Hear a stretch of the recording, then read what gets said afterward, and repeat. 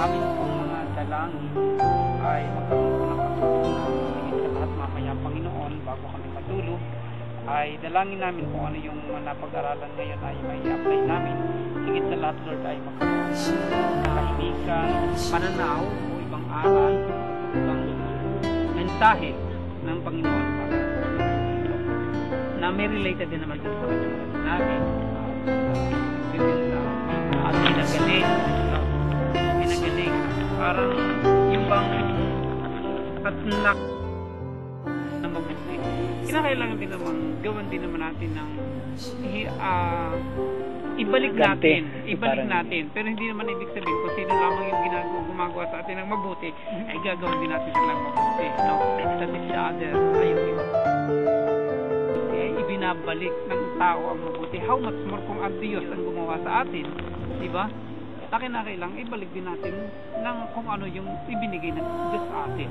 Marami ibinibigay sa atin ng kanyang mga kasama nang siya'y matagpuan. Sinabi nila, hinahanap ko kayo ng lahat. Ngunit sinabi nila sa akin na kailangan pumunta rin naman tayo sa mga kalapit bayan sa pangangaral dahil yun ang kanyang talagang pakay.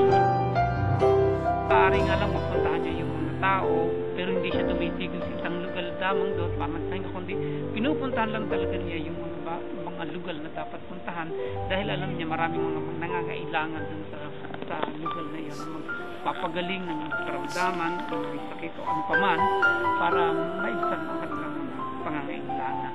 So, pero in spite at pag siya'y nananalangin, magdamag na nananalangin. Could you imagine na kumita tayo? Haltog na tayo. Nakakapunta sa isang ilang na lugar at doon ay sinasabi ng ating Panginoon sa Diyos Ama kung ano yung mga balaki niya marahil kung ano yung mga at nakikipag-usap. Naalala ko isang pinag-share na tungkol kay Pope John Paul II nang magpunta sa Amerika. Yung Blessed Sacrament, napakatahimik ng mga nananalangin at very solemn, no, yung lugar. Kung halimbawa sa atin para magkaroon ng kagaanan, ang isang magandang lugar na napuntahan ko na Blessed Sacrament na very solemn na very open, pero ngayon napakaganda. Nung isang napunta ako doon, tapos ang isa ko pa laging pinupuntahan na yung katabi ng simbahan na yon, di ba may bundok doon? May bundok doon, yung parang hills, no? Sa may isip. Station. May bundok doon, kasi bundok hills, no? Paghalipin ng mga, may assignment ako ng mga talk before that napunta ako doon.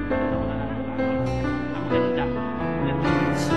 Pakikipag-usap sa mensahe sa paggaganong lugar na kayo lamang dalawa. Abala sa telepono, no? Abala sa kumasan mga walang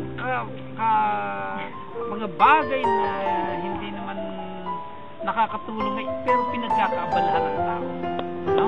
Lalo yung mga bata ngayon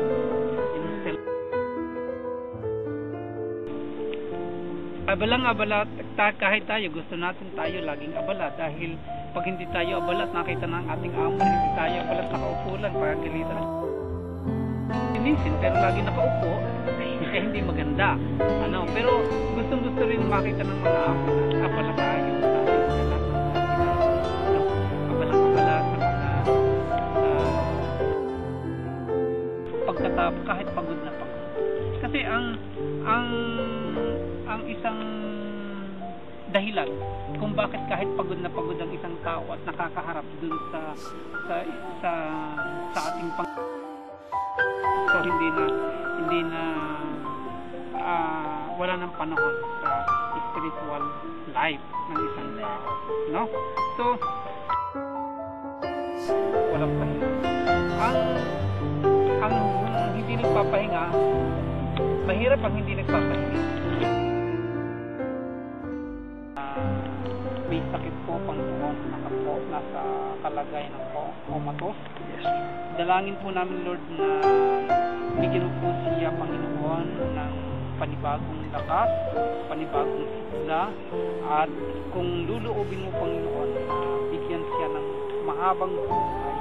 Ikaw po, Panginoon, ang magbigay dahil nasa sa iyo po ang lahat at magagawa mo po ang lahat ng mga bagay. Father God, ang dalangin po namin ay mai-restore ang